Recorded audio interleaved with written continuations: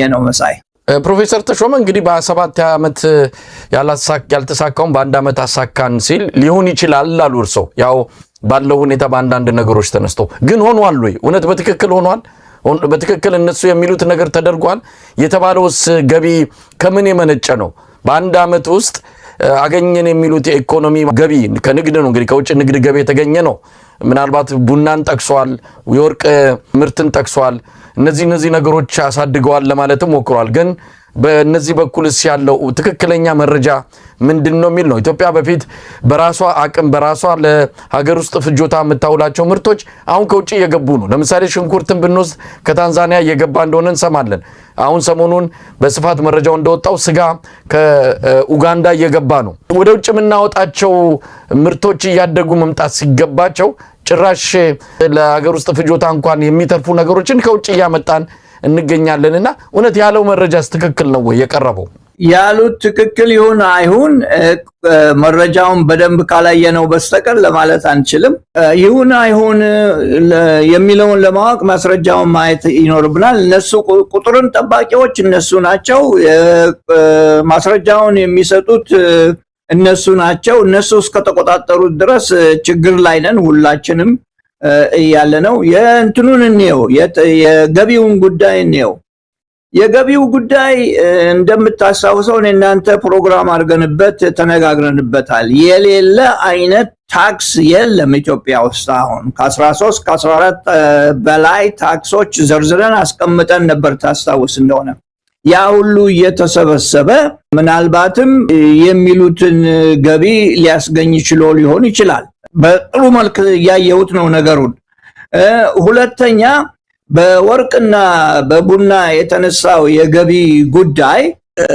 ምሳሌ ልስጥ ከኢትዮጵያ በአንድ አመት ቡና 3.1 ቢሊዮን ደርሷል ብለው ነበር ስዊትዘርላንድ የምትባል ሀገር አለች ስዊትዘርላንድ አንድ እንጨት ቡና የለም በአገሯ በአመት ግን 2 ቢሊዮን ዶላር ኤክስፖርት ታደርጋለች ስዊትዘርላንድ ቡና እና እነኚህ ለመፎከሪያ የሚሆኑ ነገሮች አይደሉም አዎ አደጉ ካሉ አደጉ ማለት ነው መረጃውን እስክናይና እስክንቃወመው ድረስ ነገር ግን አንዱ እሱ ነው ሁለተኛ በወርቅ ጉዳይ የኮንትሮባንድ ነገር የተሻሻለ ይመስላል መሳይ ኮንትሮባንድ የኢኮኖሚክ ፖሊሲ ብቻ ሳይሆን የጸጥታ ፖሊሲ ወይንም የኮንትሮል የቦርደር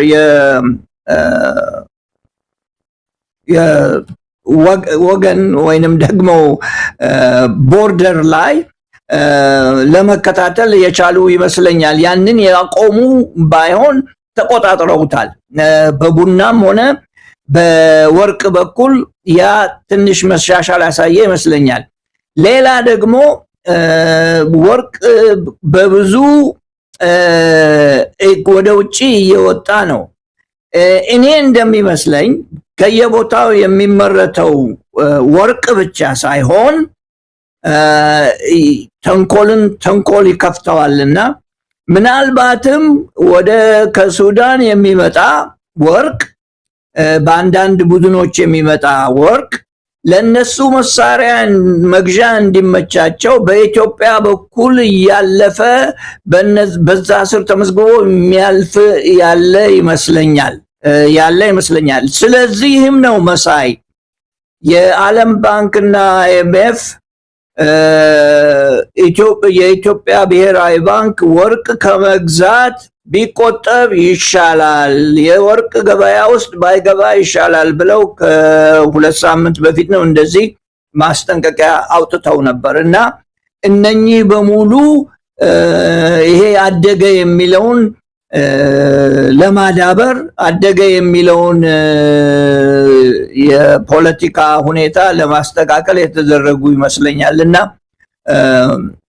ምናልባትም ከዛ የመጡ ሊሆን ይችላል ለማለት ፈልጌ ነው ፕሮፌሰር ተሾመ እንግዲህ ሌሎች ከኢኮኖሚ ጋር የተያዙ ሪፖርቶችንም አቅርበዋል ያው ቀደም ሲል እርሶ እንዳሉት ሁሉ ነገር ስኬት ነው ሁሉ ነገር የተሳካ ነው አገራችሁ ተለውጣለች ተቀይራለች ኢትዮጵያ ያማረባት ነው ከሚለው አገላለጽ ጀርባ ብዙ ስኬቶች እንዳለ ነው የገለጸውና አሁን በማኑፋክቸሪንግ ዘርፉ ላይ ነው ኢትዮጵያ ብዙ ያመረተች ነው፣ ብዙ ኤክስፖርት ያደረገች ነው፣ ከዚህ በፊት ታይተው ማይታወቁ ምርቶችን ለውጭ ገበያ ያቀርበች ነው የሚለው መገለጫም አለው። አንድም ከዚህ በተጨማሪ የቱሪዝምን ሴክተር አንስቷል። በዛም በልኩ ከፍተኛ እድገት እየታየ እንዳለ ገልጿል። በአጠቃላይ ኢኮኖሚው እየተነቃቃ ነው። አሁን ኢትዮጵያ ሌሎችን የምታነቃበት ጊዜ ነው። እሷ ትወድቃለች የሚለው ጊዜ ያለፈበት ትርክት ነው። አሁን ኢትዮጵያ ነቅታለች፣ ተነስታለች፣ እንደውም ሌላውን ወደ ብልጽግና የምታመራ ሀገር ሆናለች ነው ያለውና እንዲህ የሚያስብሉ የኢኮኖሚ ስኬቶች ምንድናቸው? እንደው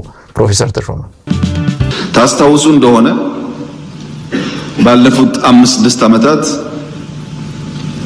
የነበረው ፖለቲካል ዲስኮርስ ኢትዮጵያ አለቀላት፣ ኢትዮጵያ ልትፈርስ ነው፣ ኢትዮጵያ ልትወድቅ ነው የሚል ነበር።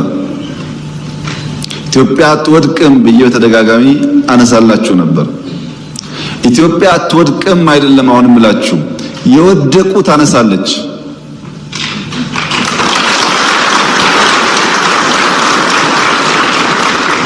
የወደቁ ታነሳለች፣ የተኙ ታነቃለች። አይ እንደተለመደው የእድገት ኢኮኖሚ ነው። ኢትዮጵያ ብቻ ሳትሆን ባይ ዘ ዌይ መሳይ በልዩ ልዩ ሀገሮችም መሪዎች ስለ እድገት ብቻ ነው የሚያወሩት። ብዙውን ጊዜ ሌላ ነገር ለማንሳት አይፈልጉም። ቅድም እንዳልኩት የእድገት ኢኮኖሚ ወደኋላ የቀረ ኢኮኖሚ ነው። ማለትም አስተሳሰቡ ወደኋላ የቀረ ነው። ቢገር ሳይሆን ቤተር ኢኮኖሚ ነው ማድረግ ያለበት መደረግ ያለበት። በአንድ ኢኮኖሚ ውስጥ ክልሎች ወይንም ደግሞ ጠቅላይ ውጪ ከአዲስ አበባ ውጪ ያሉ ከፌደራሉ ውጪ ያሉ ገቢ መፍጠር ካልቻሉ መሳይ ስርዓቱ ገቢ እንዲፈጥሩ የማይፈቅድላቸው ወይንም ደግሞ የማያስችል ማለቱ ይሻላል የማያስችል ከሆነ ዲሲፕሊን የሌለው አገር ከሆነ ጠቅላይ ሚኒስቴሩ እንዳሉ ይሄው አደገ ሲባል ዲሲፕሊን የሌለው አገር ከሆነ ዲሲፕሊን የሌለው ኢኮኖሚ ከሆነ በጀት ለታሰበበት ነገር የማይውል ከሆነ መሳይ በጀት ተሰጥቶ ለታሰበው ነገር የማይውል ከሆነ የምንፈልገውን እናቃለን ነገር ግን ቁርጥ አይደለንም ለመስራት የሚባልበት ኢኮኖሚ ከሆነ ሌብነት በስቷል ሌቦቹ መሐከላችን ነው ያሉት የሚባልበት ኢኮኖሚ ከሆነ እነኚህ ሁሉ ያሉበት ኢኮኖሚ ከሆነ በምን አይነት መንገድ ነው ኢኮኖሚው አደገ እየተባለ የሚወራው? አንድ ይሄ ነው። ሁለተኛው አንድ ቁጥር ከትንሽ ስትጀምር ትንሽ የጨመርክበት እንደሆነ የፐርሰንቱ ወይንም ደግሞ የእድገቱ ብዛት ከፍ ያለ ይሆናል። እያደገ ሲሄድ ደግሞ የእድገቱ ብዛት እያነሰ ነው የሚሄደው። የአሜሪካ ኢኮኖሚ ኢትዮጵያ አሜሪካ አይደለችም። በ2% ያደገ እንደሆነ ትልቅ እሰይ ነው የሚባለው። ለምን? ማደጊያው ቦታ የለውም። ቁጥሩ ደግሞ በጣም ከፍ ያለ በትሪሊዮን የሚታሰብ ስለሆነ በትሪሊዮን ላይ ብዙ ካልጨመርክ በስተቀር ፐርሰንቴጁ ትልቅ አይሆንም። በኢትዮጵያ ግን በሚሊዮኖች የሚታይ ስለሆነ ትንሽ የጨመርክበት እንደሆነ ከፍ ይላል። ይሄንን ለማዳበር ይሄንን ደግሞ ለማጋነን የሞከሩበት አቀራረብ ይመስለኛል። አይ ቲንክ በእኔ አስተሳሰብ ኢትዮጵያውያኖች እያሰቡበት ነው። በዚህ በኢኮኖሚው ጠቅላይ ሚኒስቴሩም እንዳለው እድገት ብቻ ዋጋ የለውም። ይሄ አዲስ ነገር ሆኖ አይቼዋለሁኝ እኔ። አዲስ ትምህርት ነው የቀሰሙት ማለት ነው። እድገት ብቻ ዋጋ የለውም፣ ነገር ግን ሰው መግዛት ይችላል ወይ ብለው ተናግረዋል። ይሄንንም ብሎ ጠቅላይ ሚኒስቴሩ ተናግረዋል።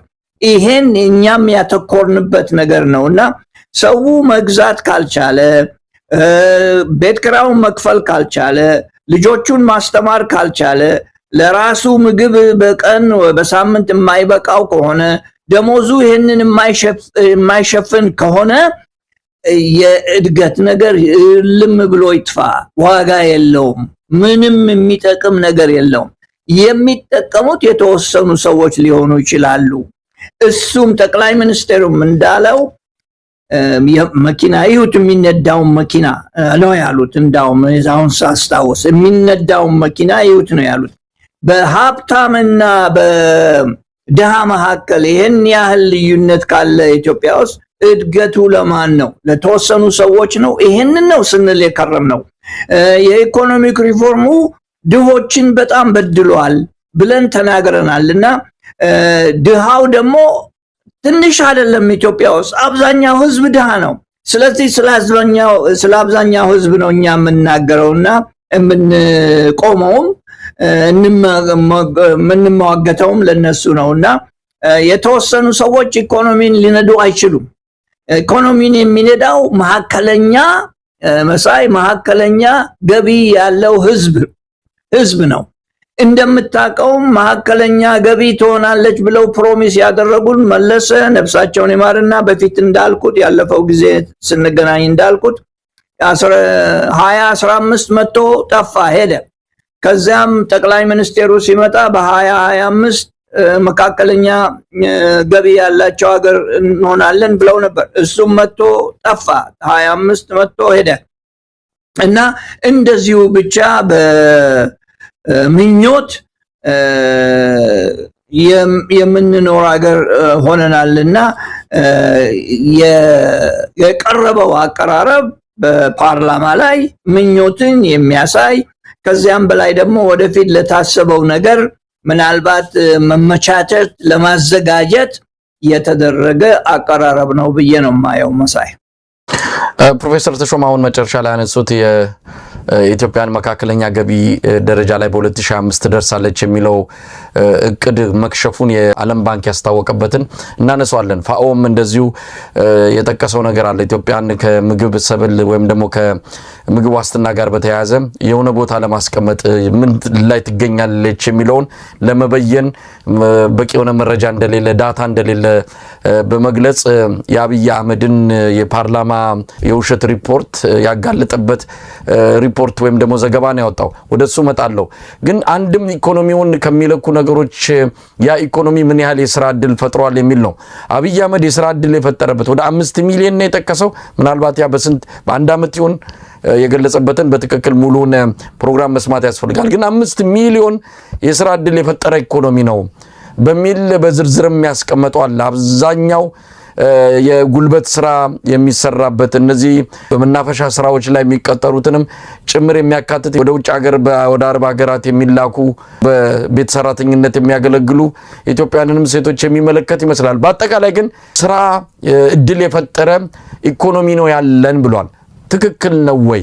ራሱ መንግስት አገዛዙ ከዚህ በኋላ ስራ አልቀጥርም፣ መንግስት ቀጣሪ የሆነው ትልቁ አካል መንግስት እንደሆነ ይታወቃል። በአዋጅ በምክር ቤት ነው ስራ መንግስት ከዚህ በኋላ አይቀጥርም ብለው የገለጹት።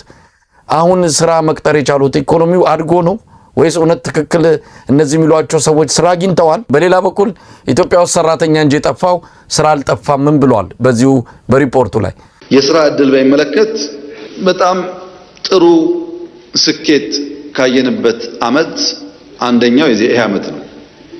በዚህ አመት በሀገር ውስጥ 4.9 ሚሊዮን ሰዎች ስራ አግኝተዋል።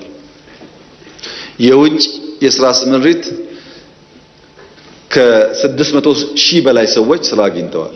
ኖርማል ስራ ሳይሆን ስኪልድ እና ሰሚ ስኪል ጨምሮ ማለት ነው፣ ፕሮፌሽናል ጨምሮ። በሪሞት ስራ ባልነው በቅርቡ በጀመርነው 40 ሺህ ሰዎች ስራ አግኝተዋል እዚህ ሆነው።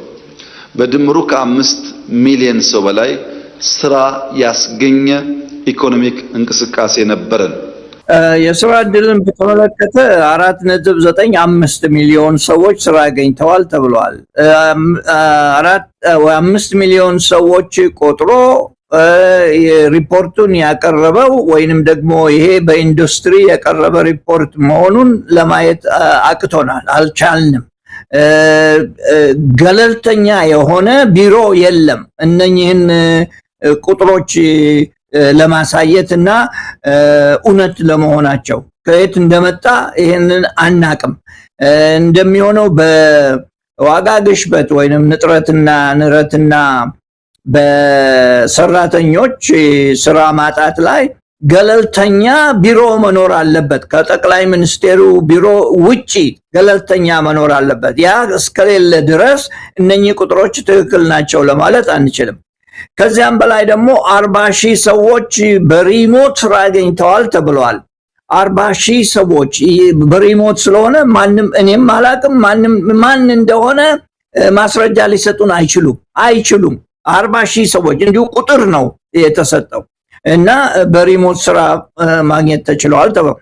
በግብርና በሰርቪስ እና በኢንዱስትሪ ብዙ ስራ ተገኝቷል ብለዋል ጠቅላይ ሚኒስቴሩ። በተጨማሪ በጠቅላላ ሲያሳዩት 13% እድገት ታይቷል በሰራተኛ ነው የተባለው። እንግዲህ 13% እድገት ከታየ ወይ በኢትዮጵያ ውስጥ የሚመረተው በአመቱ መጨረሻ ላይ ትልቅ መሆን አለበት፣ ወይንም ደግሞ እነኚህ ሰዎች እንደዚሁ ስራ ይዘው ደሞዝ የሚከፈላቸው ምናልባት ሊሆኑ ይችሉ ይሆናል። እንደዚሁ ያለምንም ስራ ደሞዝ የሚከፈላቸው ሰዎች ሊኖሩ ይችላል። ፔይሮል ላይ ብቻ ተቀምጠው ማለት ነው። ያንን የምናየው መጨረሻ በአመቱ መጨረሻ ምን ያህል ምርታማ እንደሆኑ ስናይ ነው። እነኚህን ሰዎች 13% ወደ ላይ ስራ ጨምሯል፣ ስራ አግኝተዋል ብሎ ይሄ ትልቅ ቁጥር ነው። 13% እውነት ከሆነ ትልቅ ቁጥር ነው። ምክንያቱም ኢትዮጵያ ውስጥ ብዙ ሰው ያለ ስራ ቢኖርም 13% በአንድ ጊዜ ለመጨመር ትልቅ ቁጥር ነው ለማለት እደፍራለሁኝ መሳይ። ይሁን እንጂ ግን በምን አይነት ስራ ነው እነኚህ ሰዎች ስራ ያገኙት? ምን አይነት ሁኔታ ነው ስራው ያለው? ምን አይነት ደሞዝ ነው የሚከፈላቸው?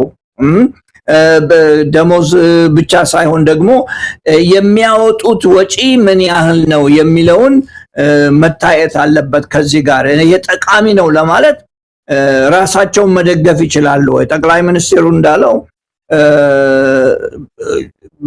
ድሃው እየበረከተ ሄደዋል። ኢትዮጵያ ውስጥ 39% የነበረው 72% ድሃ ሆኗል። አሁን በማንኛውም ደረጃ በአጠቃላይ ደረጃ ሲታይ ይሄ በወደቀበት ቦታ ኢኮኖሚው እያደገ ነው የሚለው ጠቃሚነት የለውም። ሊያድግ ይችላል 1%፣ 2%፣ 3%፣ እሱ ጠቃሚነት የለውም። ያ ደግሞ እያደገ ከሄደ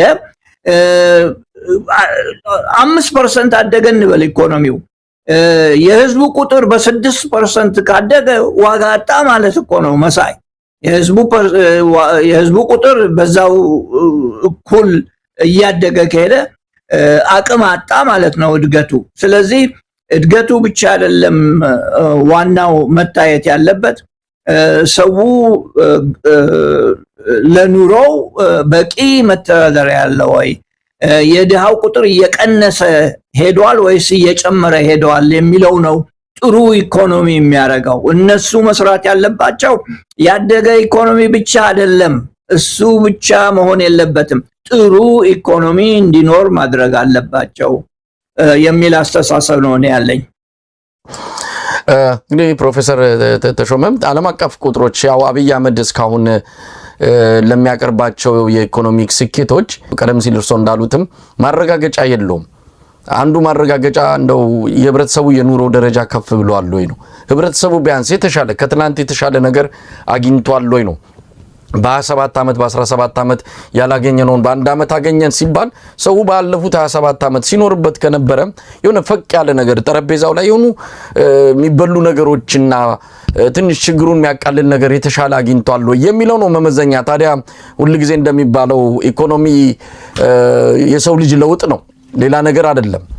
ከዛ አንፃር እንደው ቁጥርም ባንፈልግም በሰው ህይወት ላይ አይተን የአብይ አህመድን ሪፖርቶች መለካትና መመዘን እንችላለን። ነገር ግን አብይ እንዲሁ ምንድነው የሚባለው ዝም ብሎ አይኔን ግንባር ያርገው በቃ እኔ ብያቸዋለሁ አድገናል ስለዚህ ተቀበሉ አይነት ካልሆነ በስተቀር በምን ማስረጃ ሊያረጋግጥ በምን እንደው ማሳመኛ ነገሮች እንድናምን ሊያደርግ ይችላል የሚለው በጣም መነሳት ያለበት ጉዳይ ነው። እኛ ላመን ነው የህዝቡ ኑሮ ላይ ገለጽ ዓለም አቀፉ ማህበረሰብም የታለ ቁጥሩ አሁን ቀደም ሲል ወደ አነሱትም ልመጣ ነው። እንግዲህ የዓለም ባንክ ኢትዮጵያ ወደ መካከለኛ ደረጃ እገባለሁ ብላ 2025 ላይ የታቀደው ከሽፏል፣ የለም ነው ያለው። ይሄ በጣም ትልቅ ሪፖርት ነው። አብይ አህመድ ምን ያህል ስኬታማ እንዳልሆነ ነገሮች ሁሉ የተበላሹበት እንደሆነ ማረጋገጫ የሚሆን ሪፖርት ነው። የዓለም አቀፉ የምግብና የእርሻ ድርጅት ፋኦም እንደዚሁ ዳታ አጣው ነው ያለው። ኢትዮጵያን ከዚህ ከምግብ ዋስትና ጋር በተያያዘ ልበይናት እዚህ ቦታ ላይ ነው ያለችው፣ እዚህ ደረጃ ላይ ደርሳለች ወይም በዚህ ነገር ውስጥ ትገኛለች ለማለት የሚያስችል ዳታ የለም ነው። ዳታ አብይ ምላስ ላይ ብቻ ነው ያለው፣ ሌላ ቦታ ሊገኝ አልቻለም። ይህንንስ እንዴት አዩት? ሁለቱ ተቋማት ያወጡት ከዚህ በፊት ብዙ ድርጅቶች አውጥተዋል።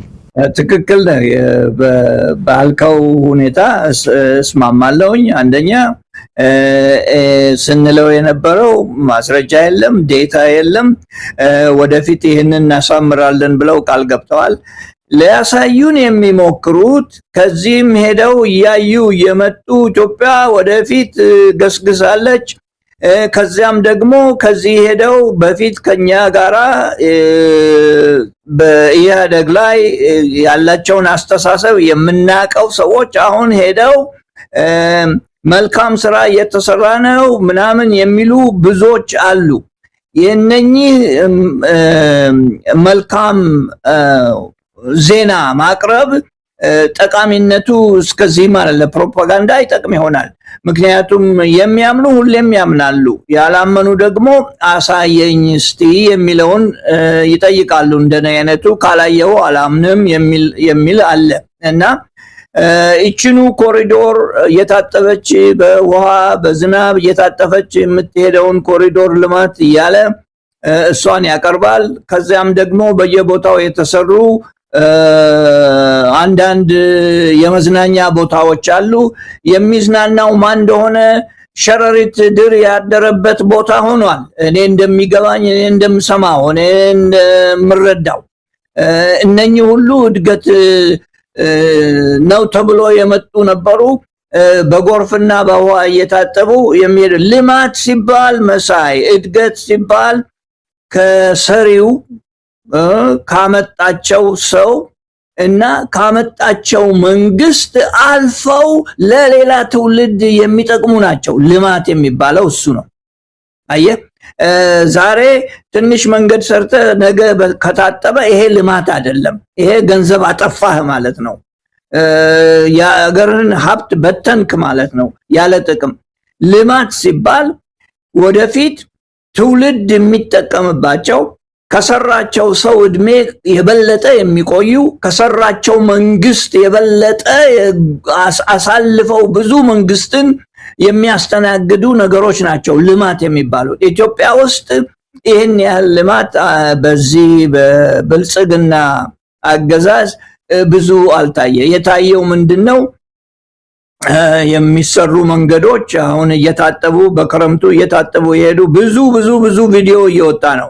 ብዙ ቪዲዮ አይቻለሁኝ። በዚህ ላይ የተነሳ ሰዎች ይልኩልኛል። ይሄው እንደዚህ እየሆነ ነው፣ እየታጠበ ነው፣ ጎርፉ አስቸገረን፣ ቤታችን ገባ ምናምን ነው የሚሉት። የረሱት ምንድነው? መንገዷን እንደ ፊት በዘይት እንደታሸ ፊት መንገዷን አሳምረው ማፈሳሻውን ረስተውታል ማለት ነው። ወይንም በደንብ አልተሰራም ማለት ነው። እና ይሄ ገንዘብ ማጥፊያ ለሌሎች መማረኪያ የሆነ ነው። አንድ ነገር የረሳሁት አለ። ቅድም አንስተው ነበር መሰለኝ። የረሳሁት ነገር ምንድነው?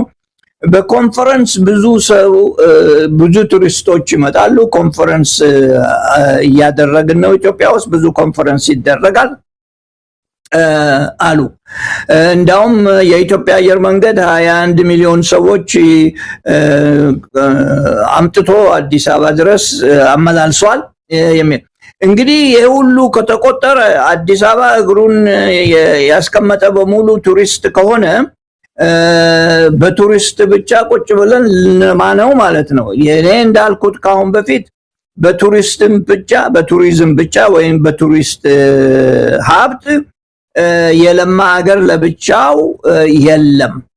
የቱሪስት ጠቃሚው 21 ሚሊዮን ሰው መቁጠር አይደለም። የቱሪስት ጥቅሙ የቱሪስት ጥቅሙ ምን ያህል ገንዘብ አፍሶ ይሄዳል ነው። ምን ያህል ገንዘብ ኢትዮጵያ ውስጥ አፍሶ ምን ያህል ዶላር አምጥቶ ከውጪ ያችን እዛ ኢትዮጵያ ውስጥ አጥፍቶ ተመልሶ ወደ ሀገሩ ይሄዳል የሚለው ነው። ያንን ሊሰጡን አልቻሉም። በቁጥር ብቻ ነው የሚሰጡን። እንደዛ ከሆነ የኢትዮጵያ አየር መንገድ ብዙ ሰው ያመላልሳልና ቱሪስት ሆነ ማለት ነው። ሁሉም እዛ ወደ ሌላ ቦታ ለመሄድ አውሮፕላን ጣቢያ ያረፈ በሙሉ ቱሪስት ሆነ ማለት ነው፣ 5 ሳንቲም ሳያጠፋ። እና እንደዚህ አይነት ቁጥሮች ሲመጡ የኢትዮጵያ ሕዝብ እየገባ ይመስለኛል። መሳይ እየገባ ይመስለኛል። አንድ ነገር ልናገርና መልስልሃለሁ። አንዱም በአሁን በፊት ስንነጋገር እኔ እናንተ ከሌሎችም ጋር ስንነጋገር ምን ነው የኢትዮጵያ ሕዝብ እንዳው ዝም አለ የሚል ጥያቄ ይነሳ ነበረ። ምናልባት የኢትዮጵያ ሕዝብ ዝም ያለበት ምክንያት ይሄ መንግስት ከፋፋይ መሆኑን አውቆ አንከፋፈልም፣ ተውን፣ ዝም በሉ፣ ተውን፣ እኛ ሄደን እነሱ የሚፈልጉትን አናድርግ የሚል ስሜት ኖሮት ሊሆን ይችላል። እና ምናልባት ለኢትዮጵያ ሕዝብ ይሄን ያህል እውቅና ብንሰጥ መልካም ይመስለኛል። አንዳንድ ጊዜ ጠላትህን ስታውቀው ለጠላትህ መልስ አትሰጥም። ጠላትህ የሚወስድ ቦታ ልትሄድ አትፈልግም። እና ይሄ መንግስት የታወቀበት ከሆነ ህዝቡ በደንብ ከተረዳው ምናልባት ዝም ብሎ እጁን አጥፎ የተቀመጠበት ምክንያት አይ ተንኮል የታሰበ ነውና እችን ተንኮል እኛ እንፈጽማትም ለማለት የታሰበ ሊሆን ይችላልና እንዳው እችን በጭንቅላቴ ውስጥ እያሰብኳት ነበር ሰሞኑን። መሳይ ፕሮፌሰር ተሾመ ያጠቃልል። ምክንያቱም አብይ ሁለት መድረኮችን ላንሳ። አንድ በፓርላማ፣ ሁለተኛው በቅርቡ አርባ ምንጭ ሄዶ የተናገረው ነው። እንግዲህ ሁሉ ነገር ስኬት ነው። ሁሉ ነገር እንደም ለውጭ ለሚኖሩ ኢትዮጵያውያን ጥሪ አድርጓል።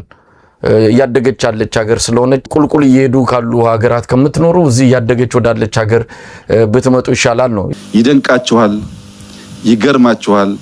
ኢትዮጵያ እያማረባት ነው። ወደ ቤታችሁ መመለስን ማሰብ የምትጀምሩበት ጊዜ ደርሷል። በማንኛውም መመዘኛ እያደገ ያለ ሀገርና እየወደቀ ያለ ሀገር ውስጥ ለመኖር ምርጫ የትኛው ተመራጭ እንደሆነ አይመከርም። ክፉ ሐሳቢ፣ ክፉ አላሚ መጨረሻው ሽንፈት፣ መጨረሻው ገሃነም ነው። መልካም እናስብና የምንሰራ ሰዎች በምድርም በሰማይም ቤታችን የለመለመ ነው። እኛ በኢትዮጵያ ስንኖር እናበለጽጋለን፣ ስንሄድ የሚጠብቀንን እናውቃለን። ኢትዮጵያውያን በየት ቀዳዳ እንውጣ፣ በየብስም በባህርም እንውጣ ብለው መውጫ ቀዳዳ ለማግኘት ትግል ውስጥ ትንቅንቅ ውስጥ ባሉበት ሁኔታ ነው እሱ ውጭ ያሉትን ኑ ሀገራችን ለምታለች አድጋለች የሚለው። አንዳንድ ጊዜ ምንድነው ስብከት ነው የሚመስለው። ቦታውን የሳተ ሰው ቤተ መንግስት ሳይሆን የአንድ ሃይማኖት መድረክ ላይ ተገኝቶ መንፈሳዊ ቃላቶችን ሰዎች እንዲሁ በተስፋ እንዲኖሩ መንፈሳዊ መልእክቶችን በማስተላለፍ እንደዛ አይነት ምግባር ያለው እንደዛ አይነት ባህሪ አስተሳሰብ ያለው ሚናው ከዛ ደረጃ የሚታይ እንጂ ፖለቲካ የሚባል ከሪያሊቲ ጋር ከሚታይ ነገር ጋር ከለውጥ ጋር ከእንደነዚህ አይነት ጋር የሚሰራ እዛ ዘርፍ ላይ ያለ ሰው አይመስልም። መንፈሳዊ ነገሮች ላይ ነው። እንደውም አርባ ምንጭ ላይ ያለው እኛ በምድር ጽድቅ ሰርተናል በሰማይ የሚጠብቀን ገነት ነው ብሏል። ስለዚህ እንዲህ አይነት መልእክቶችን እያስተላለፈ እንዲህ አይነት ጮሌነት አራዳነት ይመስለዋል። አንዳንዶች በአዲሱ ቋንቋ አጠቃቀም ሰገጤ ይሉታል። ዝም ብሎ በድፍረት መግባት ነገሮችን በሳይንሳዊ በጥናት በምርምር ሳይሆን ዝም ብሎ በድንቁርናና በድፍረት ገብቶ የመጣው ይምጣ ብሎ ከዛ ወጥቶ ደግሞ ጮሌ ሆኖ ነገሮችን እያጭበረበሩ እንዲህ ያደረገ መቀጠል የሚፈልግ ሰው ነው። ይሄ ነገር መቼ ነው የሚቆመው? እስከመቼ? በጣም ከባድ ጥያቄ ነው የምትጠይቀው። ሁልጊዜም ከባድ ነው ለኢኮኖሚስት። ይሄ በጣም የከበደ ጥያቄ ነውና ለመመለስ ያስቸግረኛል። ነገር ግን ለማለት የምችለው ሰውየው በተናገረ ቁጥር ገጽታውና የሱ ገጽታ የአቋሙና የንግግሩ አይጣጣም፣ አንድ አይደለም፣ ትክክል አይደለም፣ አይሄዱም፣ አብረው አይሄዱም። ይሄ የሚያሳይህ ምንድነው? አሜሪካኖች ዲሰፕሽን ይሉታል። ዲሰፕሽን ያለበት አነጋገር ነው። ዲሰፕሽን አታላይነት ወይንም ደግሞ ማጭበርበሪያ ማለት እንደማለት ያህል ነው እና ዲሰፕሽን ያለበት ነው እና ኢትዮጵያውያኖች የተረዱት ይመስለኛል፣ በአብዛኛው የተረዱት ይመስለኛል። ነገር ግን የቀን ምሳቸውን ቲኬት መቁረጥ የሚፈልጉ ብዙዎች ናቸው። መሳይ ባጠገቡ ያሉት በሙሉ የቀን ምሳቸውን ቲኬት መቁረጥ የሚፈልጉ ናቸው። ያቺ ቲኬት እንዳትቀር ለማንኛውንም ነገር ያደርጋሉ፣ ይቀበላሉ። በጣም የሚያሳዝነው በእኔ አስተያየት የኢትዮጵያ ሕዝብ ያስተማራቸው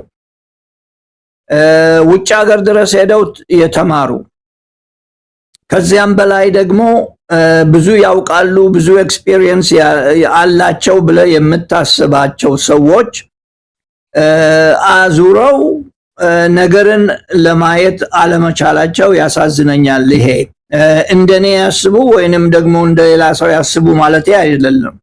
ነገር ግን እኔ ለምሳሌ ብዙ ለመናገር አልፈልግም፣ ምክንያቱም ኢትዮጵያ እንዳልሄድ ያደርጉኛል። የተማረ ሰው እንደዚህ ይላል መሳይ፣ ይሄ በጣም ያሳዝነኛል። ኢትዮጵያ ቢሄድ አንዳንድ ዘመዶች አሉኝና ልደግፋቸው አልችልም እና አገር እየተቃጠለ እየነደደ የተማርከው ትምህርት ዋጋው ለመቼ ነው የሚሆነው? መቼ ልትጠቀምበት ነው? አንተ ስትሞት ሁሉም ነገር ካንተ ጋር ይሞታል። አለቀ፣ ሄደ፣ ገባ፣ አለፈ ማለት ነው። ማንም ሰው ሊጠቀምበት አይችልም። አገርን የምትጠቅመው አሁን ነው። አገርን የምትጠቅመው ተንኮል ሲበዛባት ነው። ኢትዮጵያ ተንኮል የበዛባት ሀገር ሆናለች። ህዝቡ ተከፋፍሏል። የዛሬ 30-40 ዓመት ገደማ መጥተው እናውቃለን ብለው በብሔር ብለው ከፋፈሉን። ያ ትክክል አለመሆኑን አሁን ህዝቡ ተናግሯል። ይሄ ትክክል አይደለም፣ ተለያየን፣ አንፈልገውም ብሎ ተናግሯል። ጥብቅ አድርገው ይዘውት ያሉት ጥቅማቸውን የሚጠብቁ ናቸው እና እነኚህ ሰዎች መደገፍ የለባቸውም። እነኚህ ሰዎች ፀሐይ ማየትም የለባቸውም በእኔ አስተሳሰብ እና ተማርን ብለው የሚያስቡ ልዩነት ሊኖር ይችላል። አዎ በአስተሳሰብ በቴክኒክ ወይንም ደግሞ በሜተድ በምንጠቀምበት ዘዴ ልዩነት ሊኖር ይችላል። እሱ የሰው ባህሪ ስለሆነ፣ ነገር ግን በአንዳንድ ነገሮች ላይ መስማማት ያለብን ይመስለኛልና ያንን ለማድረግ አልቻልንም። ያንን ማድረግ ያለብን ይመስለኛል። አለበለዚያ የኛ ዕውቀት የኛ ኤክስፒሪየንስ በተለይ ደግሞ እዚህ አሜሪካን ያለነው ውጭ ሀገር ያለነው ልበል በጠቅላላው ያለን ኤክስፒሪየንስ ልምምድ በጣም ከፍተኛ ስለሆነ በሚሰራው ተንኮል ተሸንፈን ዝም ማለቱ ተገቢ አይመስለኝም በእኔ አስተሳሰብና እስከ መቼ ያልከው ያ እስኪለወጥ ድረስ እነኚህ የሚዘፍኑ ሰዎች ሊዘፍኑ ይችላሉ ለማለት ፈልጌ ነው። በጣም አመሰግናለሁ ፕሮፌሰር ተሾመ አበበ። እንግዲህ በወቅታዊው የኢኮኖሚ ሁኔታ በተለይም አብይ አህመድ በፓርላማ ያቀረባቸውን የኢኮኖሚ ሪፖርቶችን በተመለከተ የእርሶን አስተያየት የሰማንበት መድረክ ነበረ። በጣም ነው ማመሰግነው። እንደተለመደው ተመልካቾች ከእርሶ ማብራሪያ ከእርሶ መረጃ ብዙ ቁም ነገር እያገኙ እንዳለ ይነግሩናል። እንቀጥላለን ማለት ነው። እንግዲህ ምስጋናችን አሁንም ባሉበት ይድረሰው ፕሮፌሰር ተሾመ። በጣም አመሰግናለሁ ወንድሜ መሳይ። እንዳው እቺ ኳስ ጨዋታዋም ሳታልፍ ብታያት መልካም ነው። ትንሽ ብንወራረድ ጥሩ ነበር። ማን እንደሚያሸንፍ እኔ እናንተ በቴሌፎን እንወራረዳለን። እርሶ ምናልባት የሚሉትንም ብለው እንዳሉት በስልክ ተወራርደን አሸናፊውን የምናውቅ ይሆናል። እኔና እርሶ ደግሞ በስልክ ውጤቱን እንጨርሰዋለን።